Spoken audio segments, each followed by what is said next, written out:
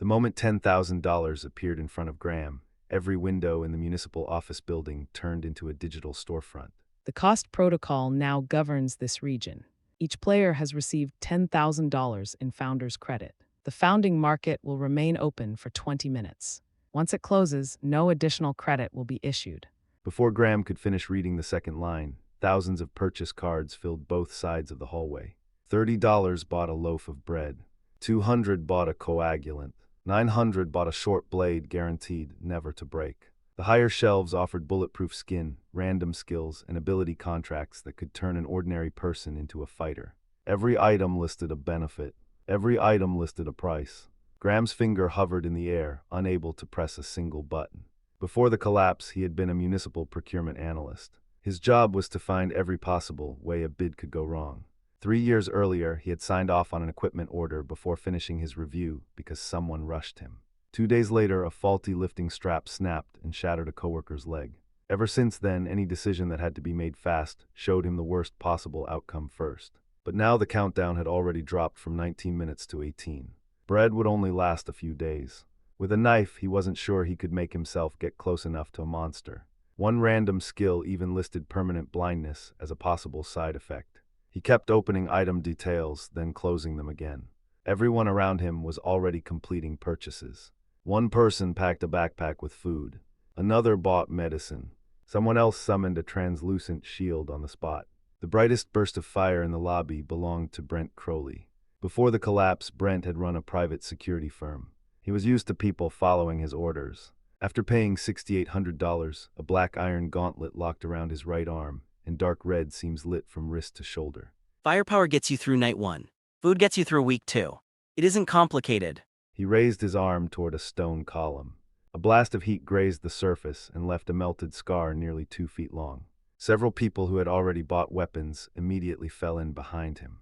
If you want to live, follow someone who knows how to place a bet. Brent looked at Graham's empty hands, then at the untouched $10,000 in his account. Pike, are you still comparison shopping for the apocalypse? The terms aren't clear. Nobody knows what those abilities cost to upgrade. They cost staying alive long enough to use them. Manage that first, then worry about the fine print. A quick burst of laughter moved through the lobby. Graham didn't answer. Brent had hit the part that was hardest to admit. Graham wasn't waiting for a better item. He was afraid to be the person who pressed confirm. 10 minutes remain in the founding market. Prices began to climb. The cheapest bread jumped from $30 to $60. Coagulants tripled in price. Several low-risk skills sold out. Graham didn't have fewer choices. He had worse ones. He forced himself to close the weapons page and open the housing leases almost no one was viewing. Underground parking garage. $8,000. Too many entrances. Private apartment. $9,500. Floor-to-ceiling glass on the exterior walls. Fire station on the north side. Already taken. At the bottom of the list, one asset was buried beneath a gray warning banner. Old Municipal Archive. 7-day lease. $9,999. No water. No power. Filled with paper records. The system gave it a 1-star shelter rating. Any reasonable person would have kept scrolling. Graham recognized the asset number. The archive had been reviewed for demolition the previous year, and he had audited all 400 pages of its building file. It had no food, no generator, and no working water pump. But to protect paper records from fire, it had been built with 4 independent fire compartments. The windows were narrow, the concrete walls were reinforced, and every main corridor had a steel fire door with a manual lock. For the first time, Graham stopped looking at the flaws and focused on the doors. 1 minute remains in the founding market. Brent led his new squad toward the exit. Last warning. When the market closes, it doesn't issue refunds for useless people. Graham rested his fingertip on the lease confirmation button. If he bought the archive, he would have no food, no weapon, and $1 left. If he kept waiting, he might not even have a door. 10 seconds remaining. 9, 8. Graham spotted the final line in the lease addendum. The lease included all original mechanical fire barriers and every undigitized city utility map stored inside. Review complete. I accept the consequences. He pressed confirm. Transaction complete. 7-day lease of the old municipal archive. Price $9,999. Founder's credit balance $1. Graham immediately sorted the market from lowest price to highest. The cheapest half bottle of clean water cost $5. His last dollar couldn't buy food, a bandage, or even a match. $9,999 for a dry warehouse full of paper. And you kept $1 as a souvenir. You always find the most complicated way to die. Graham stared at the confirmation page and did not cancel the transaction. The lease includes mechanical fire barriers. Monsters aren't going to file for a fire inspection. More people laughed. Graham knew his explanation had not sounded much like a comeback. Brent had a gauntlet that could melt through stone. Graham had a lease no one else had even bothered to open. 0. Every storefront vanished at once. The entire city went dark with them. Seconds later, the first scream came from outside the office building. All Graham had left was a lease key and a white currency marker floating in his balance display. That last dollar still carried its original founder's credit serial number. The number was long, so he instinctively wrote the final 6 digits on the back of the lease. He had no idea why that habit might matter. He just couldn't stand to lose another piece of information that might prove important. Beyond the glass, a pale creature with impossibly long limbs leaped from a bus roof and knocked down someone who was running. Brent spun and raised his arm. A wave of heat struck the creature square in the chest. It tumbled across the pavement, leaving a blackened trail behind it. Titan formation. We're taking the supplies from the garage. There wasn't a trace of hesitation in his voice. Graham didn't even know if he could make it to the archive. More screams rose from around the corner. He gripped the key and ran for the fire stairs. The old archive was only 4 blocks from the office. A walk that normally took 7 minutes took him almost 20. People all over the street were testing the abilities they had just purchased. Fire lit the storefronts. Blades rang against armored shells. Healing vials were fought over until only broken glass remained. Everyone was using their new power to prove they had made the right choice. All Graham could do was avoid wherever the noise was loudest. When 2 pale creatures blocked the intersection ahead, he crawled through an overturned bus and climbed out the far window. Glass tore his shirt and opened his palm. The metal shell behind him buckled with a heavy thud. One of the creatures had landed on the roof. Graham crossed the last intersection and pressed the lease key against the archive's east entrance. Lease identity confirmed. Tenant Graham Pike. The door opened a few inches. He slipped through and threw his full weight against it. A pale claw swept through the gap, its nails shrieking across the metal. The old lock jammed. Graham pulled once. It didn't catch. The impacts outside grew heavier, and plastered dust kept raining from the ceiling. He forced himself to release the handle and look at the inside of the frame. The demolition report had said this door used 2 separate locking systems. He tore off a dust-covered red guard and shoved down the mechanical bolt. A thick steel bar dropped into the floor socket. The next impact only shook the door. Graham slid down against the steel and finally managed one full breath. Another orange-red flash lit the distance beyond the narrow upper windows. Brent's squad was building a defensive line at the intersection. Creature lunged over the barricade. One strike from the cinder gauntlet hurled it into a burning car. The armed people behind Brent raised their weapons and quickly secured the garage entrance. Graham looked down at the glass cut across his palm. If that outer door had closed 2 seconds later, he would have had no way to fight back. Brent had bought power everyone could see immediately. Graham wouldn't know if his purchase had value until the monsters hit it. But the archive had no lights, no water, and nothing he could eat. He used the last of his phone battery to light the lobby. All he saw were steel cabinets, boxes, and a fire compartment map on the wall. The security desk held a ring of old keys, a fire inspection log, and 2 long-expired flashlights. The first flashlight was dead. He slapped the second one 3 times, and it produced a weak yellow circle. The last entry in the inspection log was 9 months old. Door 3 had a slow closer. Door 5 was bent along the bottom. Both fire doors outside the basement film vault could never be open at the same time. What looked like waste paper to everyone else became Graham's survival manual. He circled every faulty door and marked escape routes on the paper floor plan. The creatures outside had not left. They clawed along the exterior wall, the sound moving from the east side toward the south. Graham followed the wall map and checked every entrance in order. 3 exterior doors, 2 loading bays, 12 internal fire doors. The south loading bay lock had rusted solid, while the west service tunnel had a gap 2 fingers wide. A pale finger suddenly pushed through that gap. Graham stepped back and nearly turned to run. But there wasn't another building behind him that he had paid $9,999 to own for the week. He opened the lease attachment on his phone and found the fire compartment numbers. The service tunnel connected to the old film vault. Outside the vault was a windowless fire vestibule with one steel door at each end. Graham followed the floor markings to the first door and pulled the old magnetic hold-open plug. Without the magnet, the fire door began to swing shut. Metal snapped somewhere inside the service tunnel. As the first creature squeezed into the fire vestibule, Graham grabbed the door and drove it through the final 4 inches. The steel door slammed shut and the bolt caught. The creature hit the door. A deep boom rolled through the entire corridor. The second creature was still outside. The first was trapped between the 2 fire doors. It raked the narrow chamber, bowing each steel door outward in turn. Graham didn't leave right away. He watched his stopwatch and recorded the time between impacts. The first 10 impacts came 3 seconds apart. Then the gap slowly widened to 7. The creatures could get tired. That wasn't enough to let him fight one, but it was enough to time the next door. He wrote the data in the fire log and drew a double box around the film vault. If the archive held through the night, those notes would be more reliable than a knife he didn't know how to use. Graham hadn't killed anything. He had turned a building report he read last year into a survival rule he could use tonight. At 10:40 p.m., the citywide broadcast cut out completely. At 11, his phone had 3% battery left. At 11:20, the west fire door took its first dent. Graham sat between the archive cabinets and recorded every entrance, lock, and monster impact on an old index card. The ace door would hold. Nothing was moving at the south entrance. The west door took another hit every 40 seconds. If the rhythm sped up, he would have to retreat to the second compartment. Temporary regional public communications are now open. Battery time remaining 20 minutes. Hundreds of distress messages flooded his display. Someone was trapped in a pharmacy. Someone offered all their food for a bed. Another message ended halfway through an address and never continued.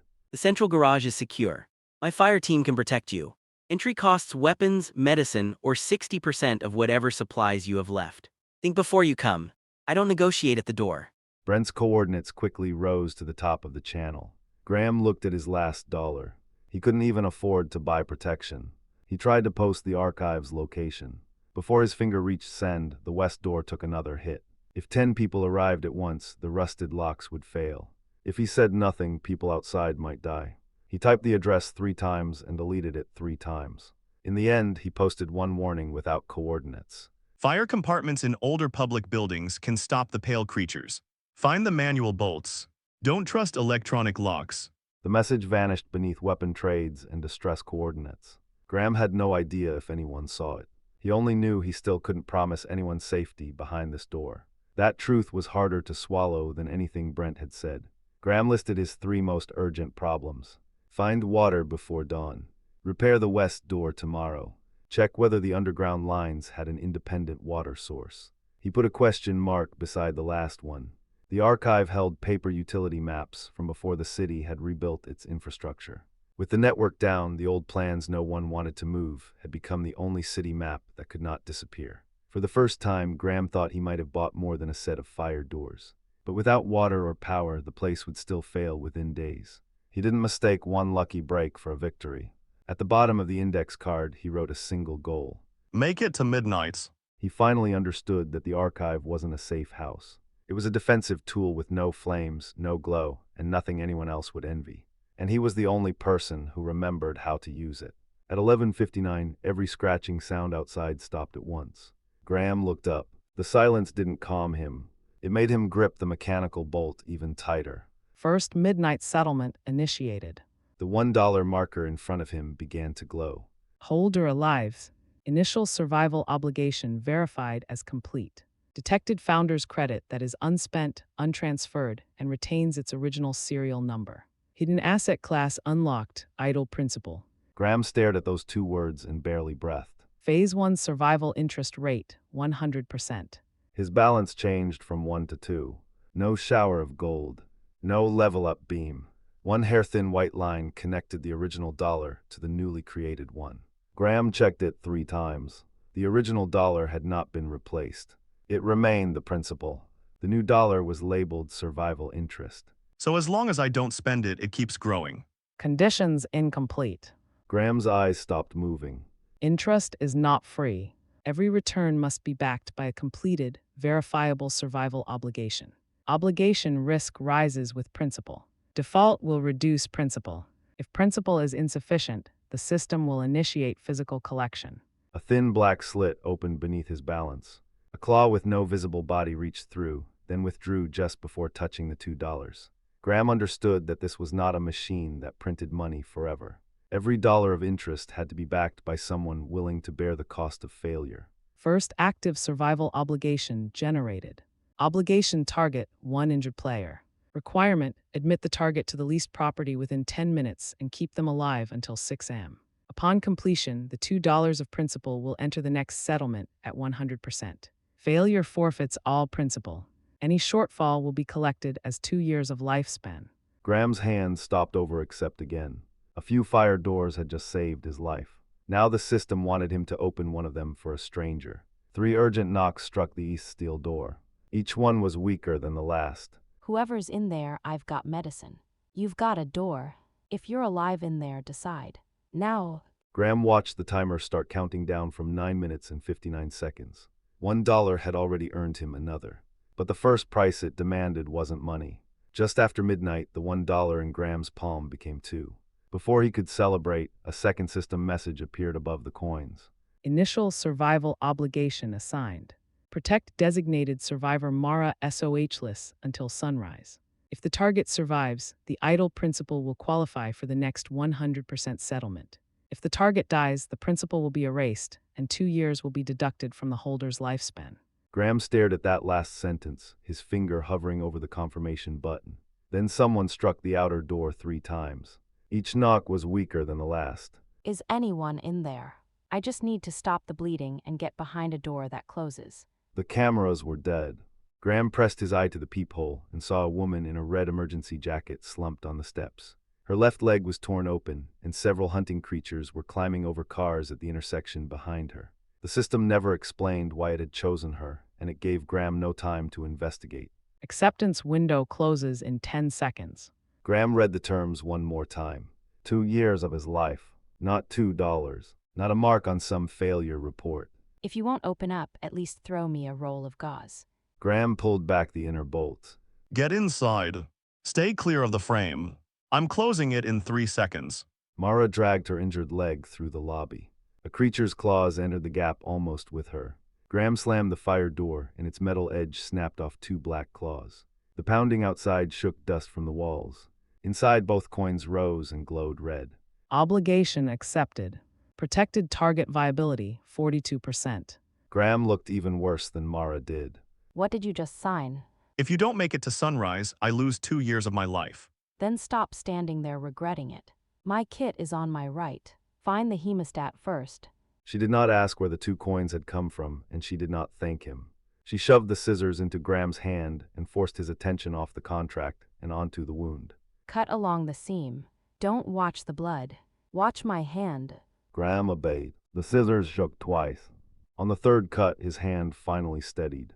While Mara cleaned the wound, he dragged a file cabinet against the side door and turned the lobby's last 2 tables into barricades. With every useful step, the protected target's viability rose. 47%, 53, 61. Then at 3 in the morning, the old building's water tank ran dry. Mara's half-stitched wound began to burn. Her viability started falling again. I need clean water. Not tomorrow. Now. Graham searched the entire 1st floor and found only cloudy water trapped in a fire line. He would not use it. The system required him to protect her, not help her die more slowly. In the basement, an old supply pipe still connected to the district's main pump. But the pump had no power and the electrical panel was burned black. Graham was pulling off the panel when a hand-cranked light appeared at the top of the stairs. You're holding that screwdriver like you're about to audit it. The man was Leon Brooks. He carried a tool bag and had survived the first wave by sheltering against the archive's outer wall. I can fix the pump and patch the wiring, but I don't work for strangers for free. I have $2. That's all. Those $2 sound busier than my life. Graham did not haggle. He showed Leon every word of the system contract. 1 night of shelter for 2 hours of repairs. If the pump comes back online, you get first access to the water. If we lose the building, I can't refund you in cash. But your labor becomes the first claim I repay. What does first claim mean? Graham stopped. Before the disaster, that phrase belonged in an ordinary contract. Now it could not stop bleeding or turn on a light. If this building falls, what exactly do you owe Leon? A certificate promising future repayment. Plain English. If we lose the building, Leon gets paid before I do. As long as I'm alive, I can't put myself ahead of him. That I understand. Deal. The instant they shook hands, a blank ledger opened in front of Graham. Verifiable asset exchange detected. Reserve ledger prototype unlocked. The ledger did not create a single supply out of thin air. It turned one night of shelter, 2 hours of labor, and one repayment promise into 3 records anyone could inspect. Leon stripped burned wire from the panel, while Graham held the hand-cranked light on the terminals. Cross the red wire, and the 3 of us get acquainted real fast. Graham moved the light half an inch to the side. That is not a useful repair instruction. No, but your hand stopped shaking. 17 minutes later, the basement relay snapped into place. Then the pump coughed awake like an old truck on a cold morning. Rust-colored water surged through the pipes, then ran clear a few seconds later. Mara cleaned the wound with boiled water, and her viability finally stabilized at 78%. When sunrise reached the lobby's fireproof windows, the hunting creatures retreated into the shadows. Survival obligation complete. Protected target alive. Idle principal settled. $2 converted to 4. 4 coins dropped into Graham's palm. For the first time, he did not mistake growth for luck. Those $4 carried Mara's night of survival, and every wire Leon had reconnected. Show me the ledger. Graham opened the 3 entries. First priority claim. Post-liquidation recourse. Structural loss. People will click accept on that garbage, then ask what they just sold. Those terms have exact meanings. Then write the exact meaning in words people use. She set her emergency bag on the table and removed 7 rolls of gauze, 2 bottles of antiseptic, and 4 painkiller injectors. You can list these, but Rule 1 says medicine saves lives before it earns returns. That lowers the return on inventory. Dead people don't keep deposits. Graham looked at her, then deleted the entire block of legal language. He replaced it with 4 sentences. Everyone can see exactly what you put in. If we use it, the ledger must show who it saved. You may withdraw anything that has not been used. If I default, my principal takes the loss first. Only then did Mara press her palm to the ledger. Her medicine was registered, creating the first physical reserve beside Graham's $4 principal. Leon deposited 6 hours of repair work as well. I'm depositing labor, not my hands. Don't let anyone think a signature means they can take me apart. The deposit is the finished work, water, lights, and 2 inspections every day. Good. The results are cheaper than I am, and less opinionated. After sunrise, survivors hiding in nearby stores began arriving at the archive. Some brought 3 leftover coins. Some carried half a case of canned food. Others had nothing but 4 hours of hauling work. Graham promised none of them a huge return. He made each person read the 4 rules, then logged their supplies, labor, withdrawal terms, and responsibility if something failed. The first hand belonged to an old man holding 2 cans of beans. Just before his palm touched the page, the man pulled it back. He feared that by tomorrow, community need would become an excuse to confiscate his deposit. Graham did not rush him or let anyone pressure him. Instead, he added a withdrawal rule in front of everyone. Anything unused comes back exactly as deposited. If something is used, the ledger must name its purpose and beneficiary. If the records don't balance, the loss comes out of my principal and my lifespan. The old man studied him, deposited 1 can, and kept the other against his chest. Graham recorded it without reducing the man's bed access or charging him a penalty. Half an hour later, the beans were served to 2 children with fevers. The page displayed the time, the remaining amount, and Mara's verification mark. After reading the entry, the old man quietly placed his second can on the table. Only then did everyone else form a line. 1 coin could not buy a water pump, but 13 coins, 28 labor hours, Mara's medicine, and 1 old building could become a plan for survival. Reserve ledger established. Registered assets may be pooled to secure survival obligations. That night, the second-floor hallway lights came on for the first time. Purified water filled a row of basement containers, and 12 temporary beds covered the reading room. Leon dragged an old aluminum sign from basement storage. It still carried a city utility number. The pipes under this building connect to Pier 7. Municipal Archive sounds like a place people wait to die. Pier 7 sounds like it might have a boat. There is no boat. Then it's an honest name. We still need one thing. She nailed the aluminum sign inside the front entrance. From that moment on, the old archive had a new name, Pier 7. The safe zone had barely gotten a name before someone tried to put a price on it. Brent's fire team blocked both streets leading to the grocery store and the pharmacy. They did not storm Pier 7. They simply seized every incoming shipment of food, batteries, and medicine. Roads need security. If you want supplies through, you pay 30%. You didn't guard this place for 1 minute last night. Exactly why you should be grateful I showed up today. He raised his right arm. Dark red seams lit across the cinder gauntlet, and a wrecked car beside him collapsed at the roof. $4 might buy a pretty ledger. It won't buy the street. Graham did not answer the threat. He noticed a gray status line beneath Brent's gauntlet, flashing once every 10 seconds. Current maintenance debt, 47 energy units. Automatic deduction at next settlement. Brent quickly lowered his arm and covered the message. At noon, the cost protocol opened the regional auction. Brent listed the supplies he had seized first, then had his men bid in rotation until water and medicine cost more than the reserve ledger could cover. The market is fair. If you can't afford the price, you're just not important enough.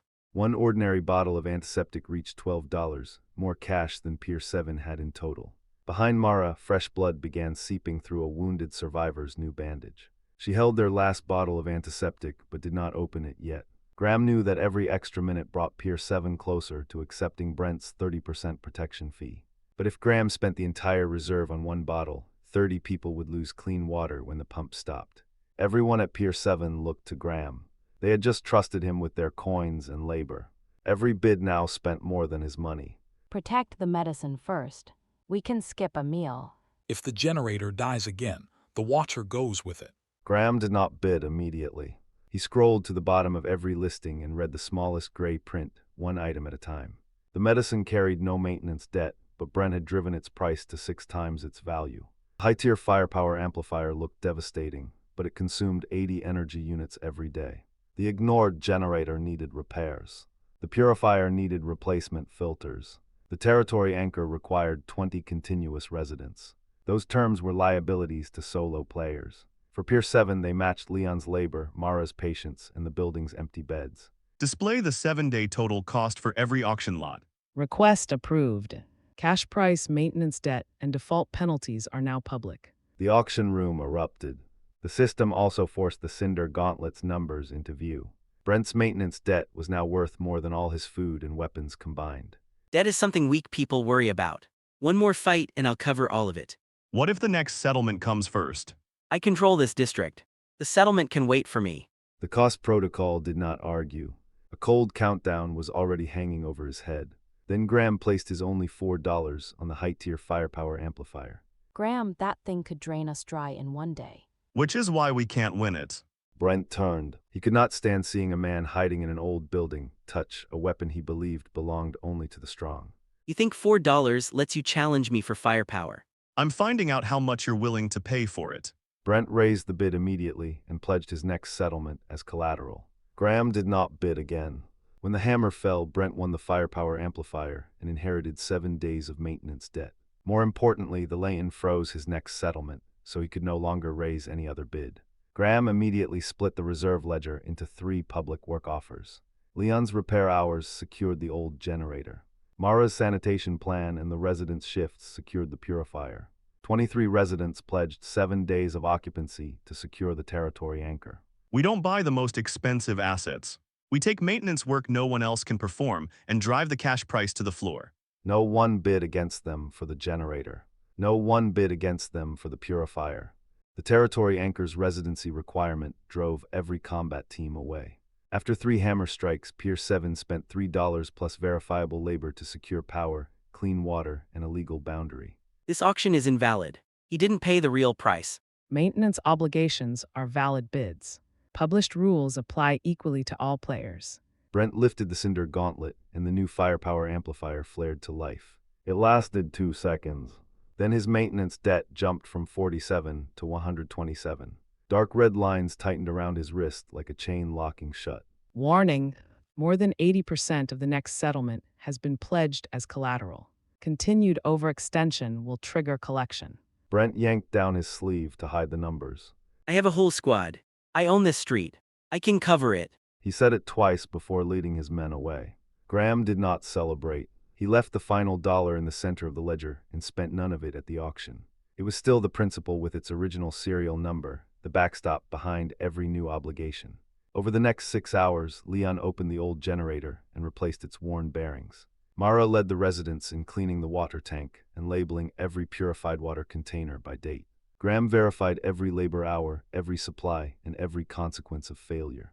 No one became rich just by signing a contract. But when night fell again, the archive's lights stayed on. Clean water flowed from the second-floor faucets, 12 beds became 30, and the territory anchor raised a pale shield around the walls. Survivors stranded beyond Brent's blockade saw the shield and began slipping around his checkpoints toward Pier 7. Power, clean water, territory, and labor now form a self-sustaining fulfillment chain. Reserve ledger upgraded to Covenant Vault.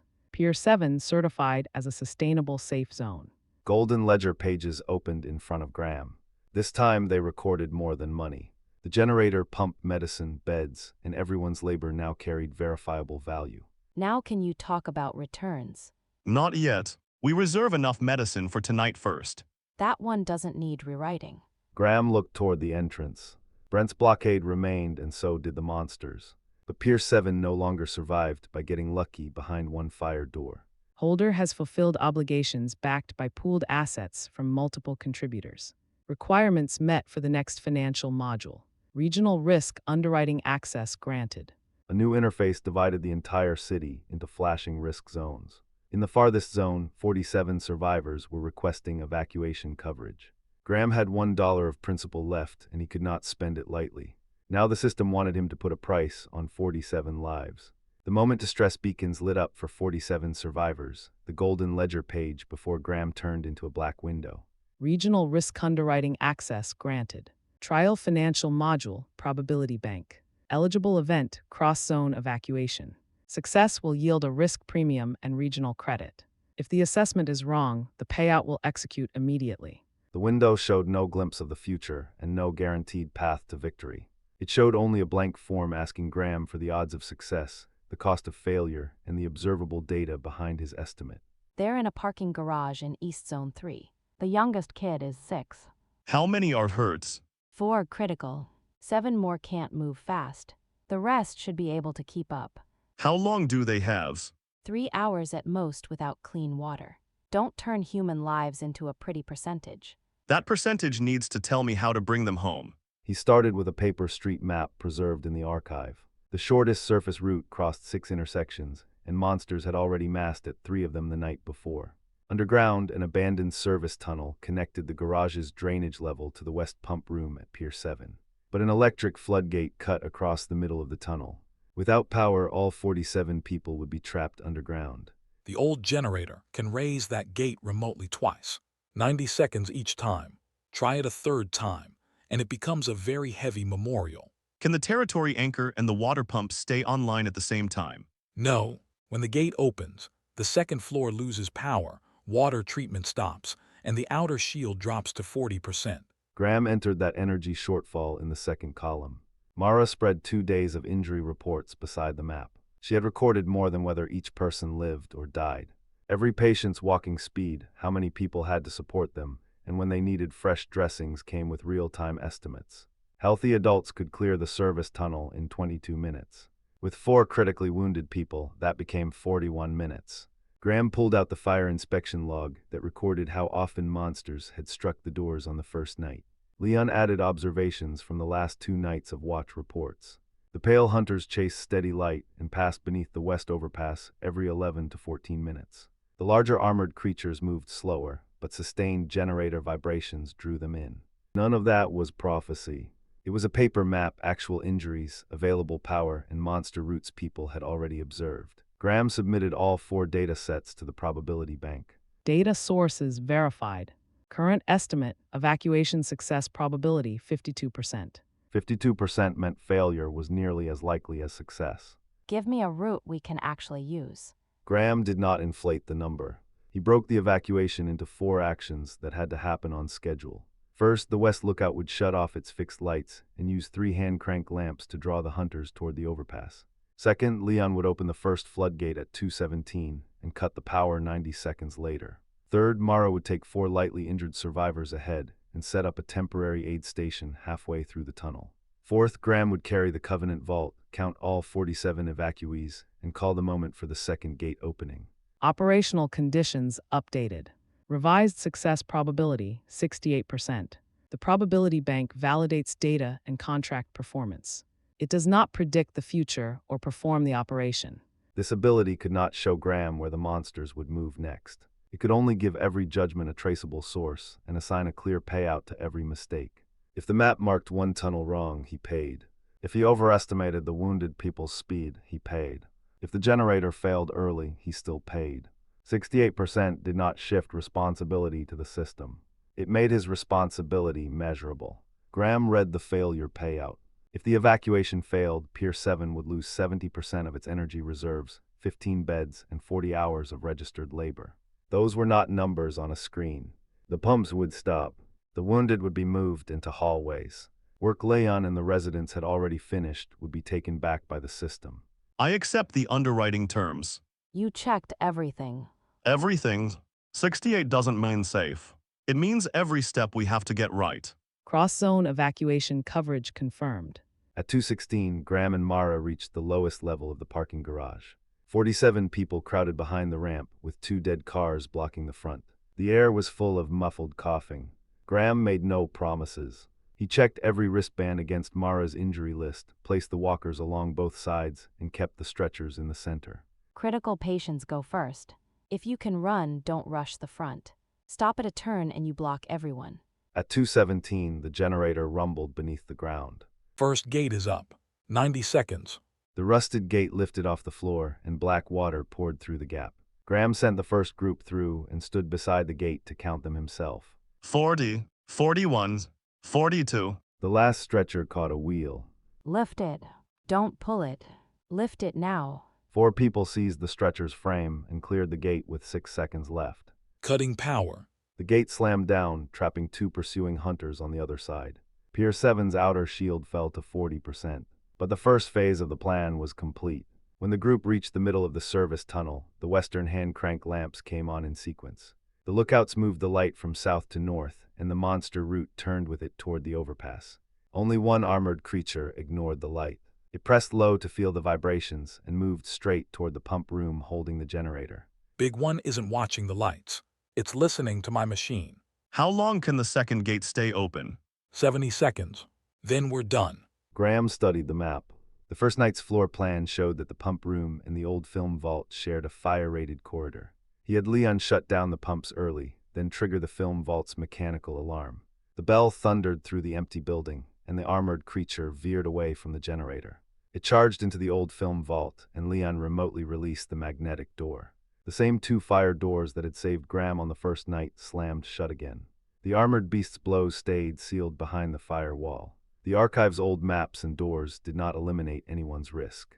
They simply bought 47 people enough time to pass the second gate. At 3:09, the final survivor crossed the territory anchor. Graham checked the roster. 46. Mara turned and pointed at a stretcher. The 6-year-old was so small that the child's wristband had disappeared inside the emergency blanket. The kid's here. Scan again. Graham held the Covenant vault close to the emergency blanket. Survivor count 47. Cross-zone evacuation complete. Risk assessment validated. Payout canceled. Underwriting premium, $18 settled from the regional event pool. The original $1 founder's credit remained untouched, raising the cash reserve to $19. When the lights returned to Pier 7's second floor, all 47 people stood inside the shield. Their wounds were not the only things they brought. They also brought batteries, medical kits, food, labor from 2 electricians, and more than 30 pledges to help build. Graham let each person choose whether to register those assets. He did not turn the rescue into a mandatory fee. One electrician inspected the generator in the basement and confirmed it was real before registering any repair hours. Mara counted both cases of medicine item by item. Anything expired stayed off the asset list. Even the cleared route through the parking garage was recorded as a public passage, not something Graham could sell. By dawn, the Covenant Vault held more verifiable assets than any single person in the region. Trial validation passed. Probability bank fully established. Regional asset ranking updated. First place, Graham Pike. First place did not mean he held the most cash. It meant his name connected the most shared assets that people could see and use, and whose obligations still had to be honored. 5 minutes after the rankings became public, the first challenge appeared in the regional channel. 47 people walked into one building. You really think you can pay every deposit back at once? Then more than a dozen withdrawal requests hit Graham's ledger at the same time. 37. In under a minute, the requests exceeded all the cash and movable supplies Pier 7 had on hand. The lobby quickly filled with people holding deposit receipts.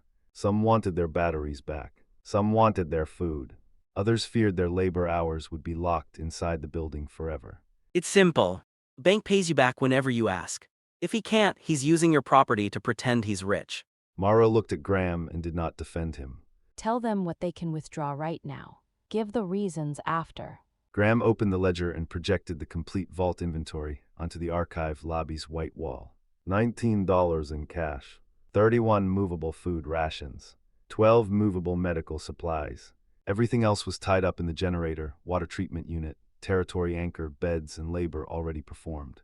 If everyone withdraws at once, I can't pay you all back. The lobby fell silent for a beat. Graham did not hide the shortfall or pretend fixed infrastructure was cash. You have 3 options. First, withdraw now. Unused personal supplies come back intact. Shared supplies settle in registration order. Second, defer your claim. Keep what you're owed and earn more by taking on your next public obligation. Third, convert your claim into a share of Pier 7. You'll own rights to water, power, beds, and regional settlement instead of waiting for me to pay. No option carries a penalty. The ledger is public as of now. Withdrawal plan passed transparency review. No hidden penalties, forced deferrals, or priority manipulation detected. Every depositor could open the public ledger and trace where their property was and how it was being used. Lumber and use showed Westgate reinforcement. Spent medicine named the patient who received it. Batteries linked to the warning lights they still powered.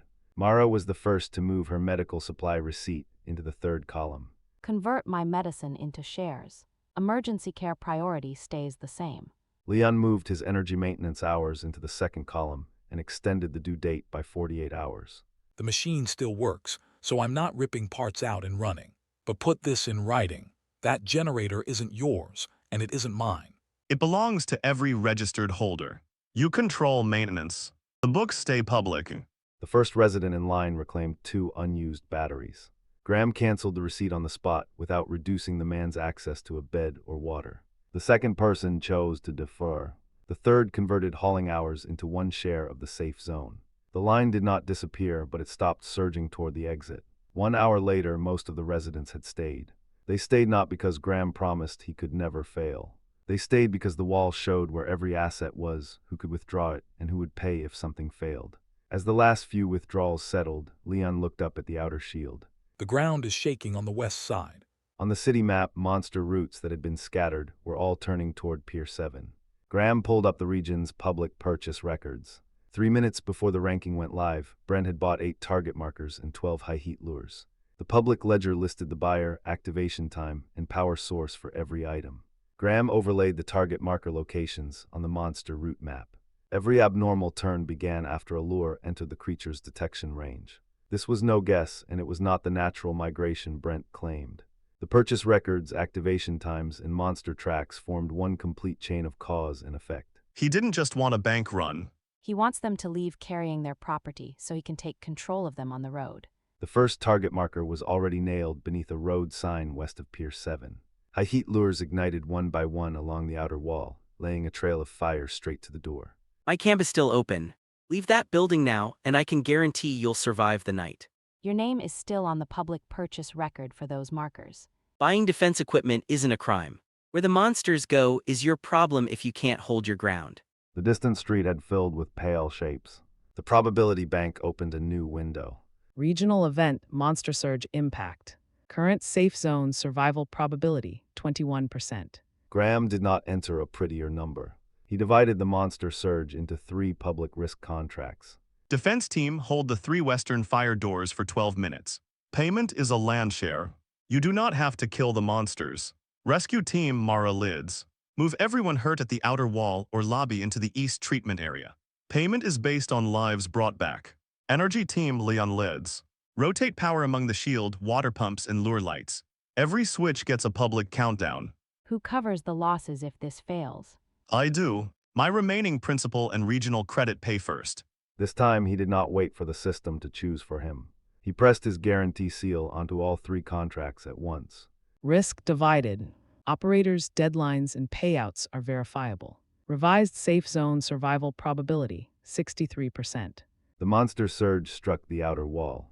The territory anchor's shield bowed inward first, and the west side windows shattered in a chain. The defense team did not charge outside. They followed the countdown and withdrew past the first fire door. 12 residents dropped the mechanical bolts, trapping the lead monsters inside the old reading room. Mara moved the rescue team along the wall and dragged 2 people cut by flying glass into the east wing. If they can walk, have them hold pressure. If they can't, lift at the shoulders and waist. Don't pull their arms. In the basement, Leon disconnected the second-floor circuit and drove every available watt into the western lure lights. Pumps are down for 3 minutes. The shield has 70 seconds left. Switch to the north lights at 60. Give the defense team 10 seconds to shut the door. The west lights died as the north loading bay lit up. Half the monsters at the front entrance broke away at once and chased the moving light into an empty freight yard. The risk values on all 3 contracts dropped one by one. Not because the danger had vanished. Because some people knew which door to hold, others knew whom to save, and one man knew exactly when the power had to go off. At the 12-minute mark, the final west door locked. Mara reported her patient count. Every injured person had reached the treatment area. Leon restarted the pumps, and the territory anchor's shield climbed back to 70%. Defense obligation fulfilled. Rescue obligation fulfilled. Energy obligation fulfilled. The withdrawal line projected on the lobby wall finally stopped. Residents began registering usable lumber, medicine, and batteries for the next defensive line. Brent stood at the end of West Street. His smile was gone. Without my firepower, you won't survive the next wave. He raised his cinder gauntlet and fired shot after shot into the monsters trapped by the lure lights. The first blast knocked down 3 hunters. The second burned through the freight yard wall. Before the third shot could ignite, the gauntlet's dark red seemed suddenly cinched backward. Warning. Ability maintenance payment is past due. Maintenance default confirmed. Cash balance insufficient. Deductions from future settlements initiated. The weapon crates behind Brent vanished one by one. His pledged next settlement fell to 0, but the gauntlet kept draining power. Keep feeding it. I control the street. I control the street. None of his fighters moved closer. The cinder gauntlet had bitten into his skin, and molten seams crawled up his shoulder like chains. Collateral exhausted. Obligation shortfall, 193 units. Physical collection initiated. The shadow beneath Brent's feet split violently in 2. A massive claw plated in black armor punched through the ground, each of its 5 joints wrapped in glowing red contract chains. It did not attack the nearest resident or chase the heat from the lures. It seized only the defaulted ability contract bound to Brent's right arm. The ground kept collapsing as a head taller than the archive's front entrance slowly rose into view. Giant collection beast materialized. The probability bank before Graham offered no answer for victory. It only listed the new risk in one line of red text no one could ignore. Regional cascade default initiated. The collection beast's first claw came down, and the shield on Pier 7's east side went dark. It ignored the nearest person and bit into a red chain extending from Brent's gauntlet. The other end connected to unpaid energy, broken protection promises, and future settlements pledged as collateral. Every time a debt flashed, the collection beast grew larger. Open fire. Shoot it out of my account. His men pulled their triggers together. Bullets passed through the collection beast's chest and shattered a streetlight behind it. The monster had no wounds. It only had a growing column of unpaid balances. Cease fire. Every weapon you activate adds more maintenance debt. Shut up. I control my team. I control this place. The cinder gauntlet lit again, but its dark red flame barely traveled 2 feet before the chain sucked it back in. Brent dropped to his knees. The edge of the gauntlet was already cutting into his arm.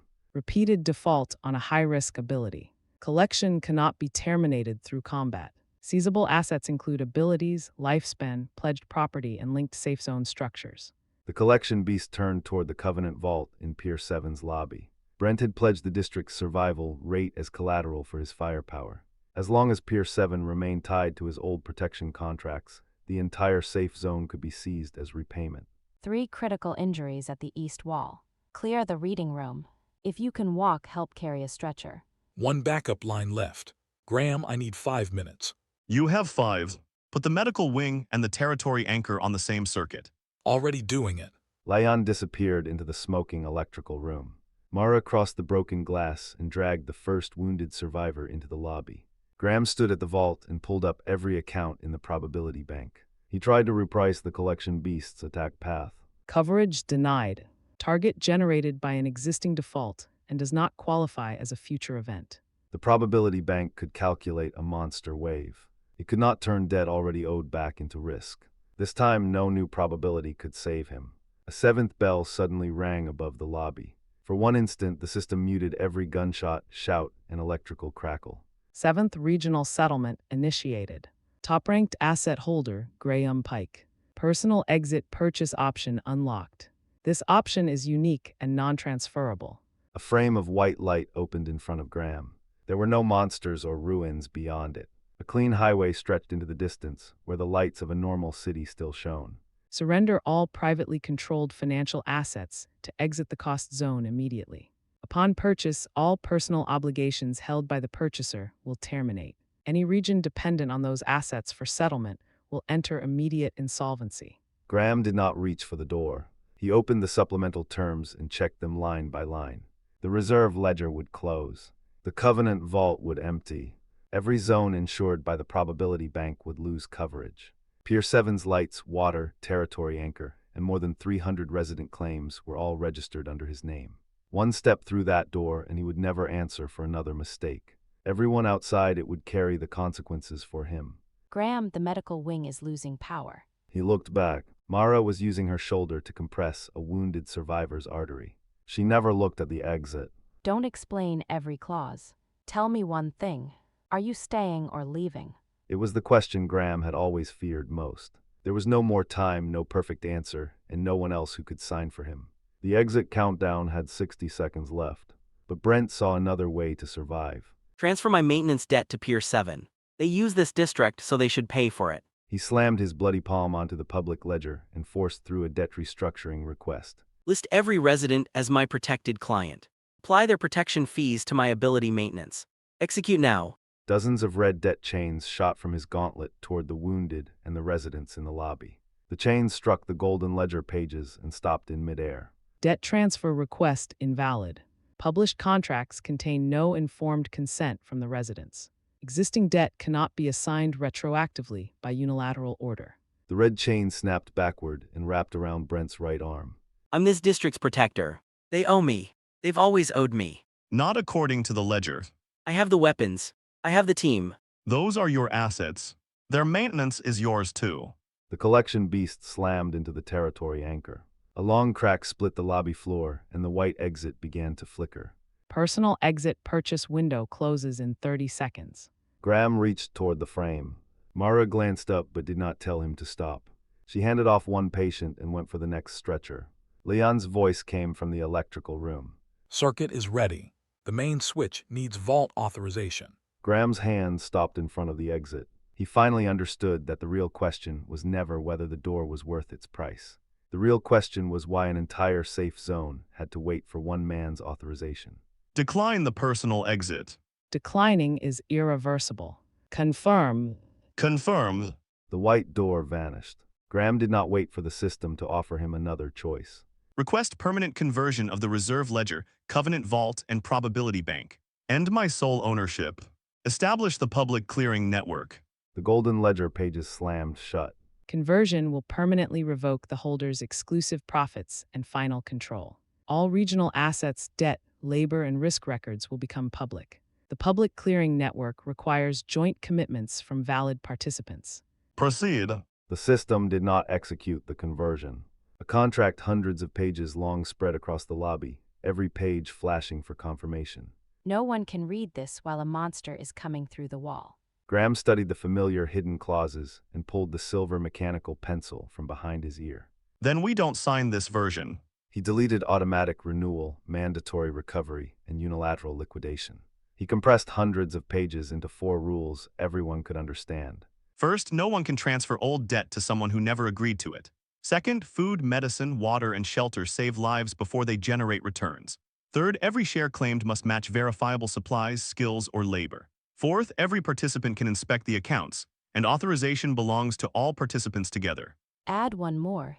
Anyone can leave, but no one can reclaim value that someone else already earned by doing the work. Add it. The collection beast hit the shield a second time. The east wall bowed inward and ceiling dust fell into open wounds. I can keep the main circuit alive for 90 more seconds. 90 seconds is enough. He sent the new rules to every resident. Don't confirm because you trust me. Read what you're agreeing to do, then decide.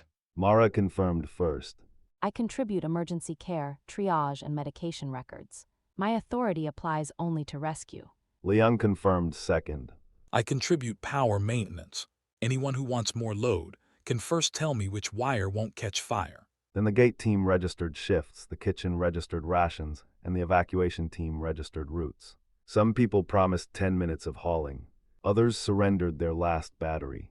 No contribution was rejected for being too small or not powerful enough. Every confirmation became a white line feeding into Pier 7's territory anchor. Valid participants, 47. Valid participants, 103. Public contributions now cover power, medical care, defense, water, and evacuation. Not everyone confirmed right away. 11 residents opted out, afraid the public network would lock away their supplies forever. Graham had the system return their unused food and batteries. He kept their beds open and did not mark them as defaulters. You still get emergency care if you don't sign. Saving your life is not leverage for a deposit. One man who had taken back his battery stood by the door and watched Mara use her last painkiller on a stranger. He came back and registered only 30 minutes of hauling. The white line accepted that small contribution just like any other. The public clearing network did not need everyone to surrender everything. It only required each right to match a responsibility the person understood and accepted. When commitment number 186 was confirmed, the Golden Ledger reopened. Public clearing network established. Former holders' exclusive control revoked. For the first time, the owner field in front of Graham was blank. The collection beast broke through the east shield and forced half its body into the safe zone. Its mouth was filled with account numbers, and it lunged first for the flickering main circuit. Power team cut the east line. Switch to the medical backup. 3 residents pulled their breakers at the same time. The east line went dark while the medical wing stayed brightly lit. The collection beast bit down on nothing. Before, the power system had been a contract asset registered under Graham's name. Now Leon and the power team could reroute it under published rules without waiting for one man's approval. Move the west side casualties. Walking wounded carry water. Critical patients stay under the lights. She handed a tourniquet to one resident and had 2 walking patients lift a stretcher. Rescue was no longer an obligation owed to Graham. Every action was confirmed by the person doing it and visible to the person it helped. The unpaid balances written across the collection beast began to fall. Graham opened the regional debt map. The tangled red lines were separating into tasks people could actually complete. Assign 4 people to reinforce the north breach. Log power delivery to the medical wing under the energy team. Freeze Brent's old debt separately. Do not let it spread.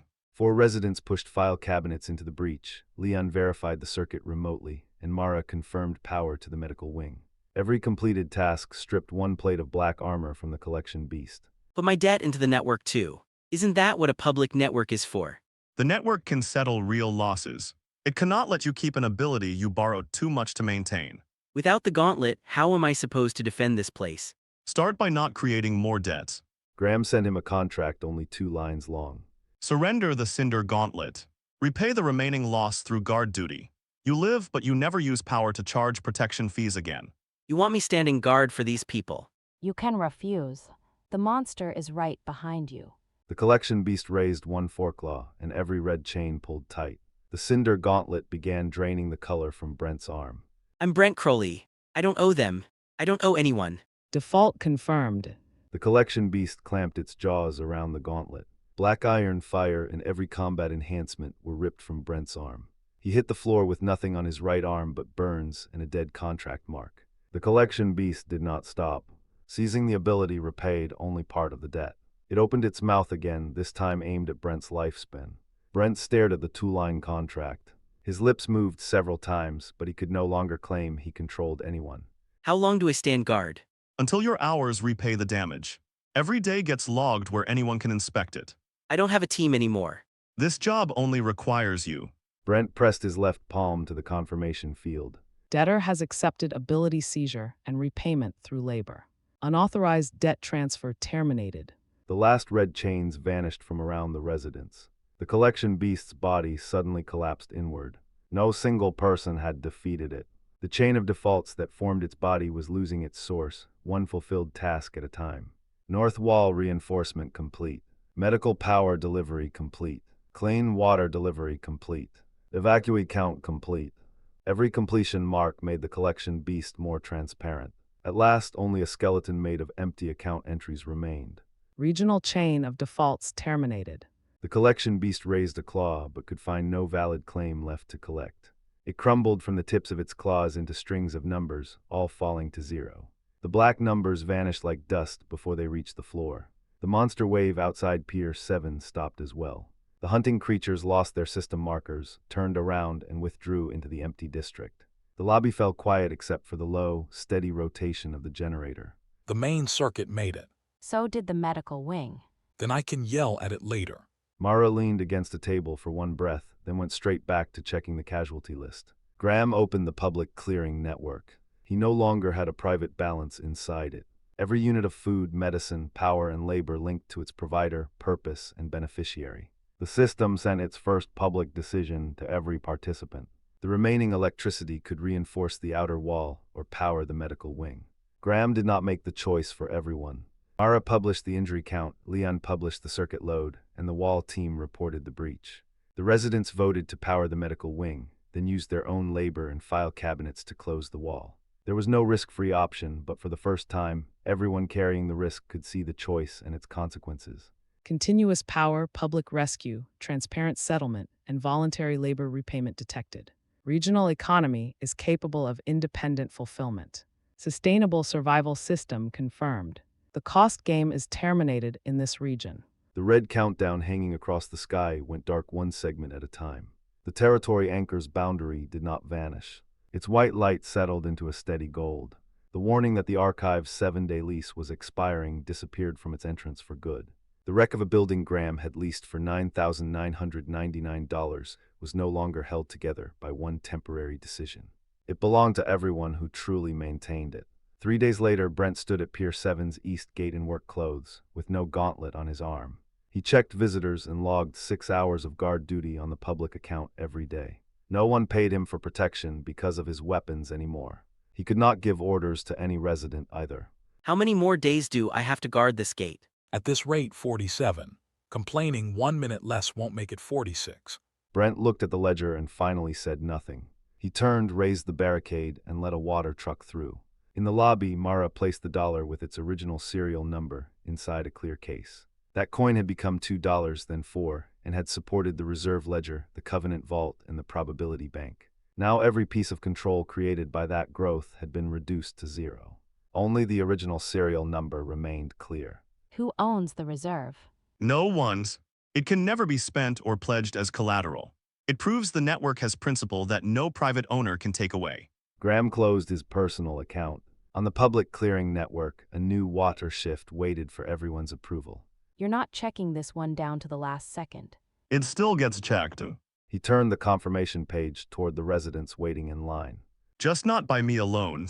The clear case was secured in the center of Pier 7's lobby. Graham's name was nowhere beside it. There was only the first entry in the public clearing network. Permanent reserve, $1.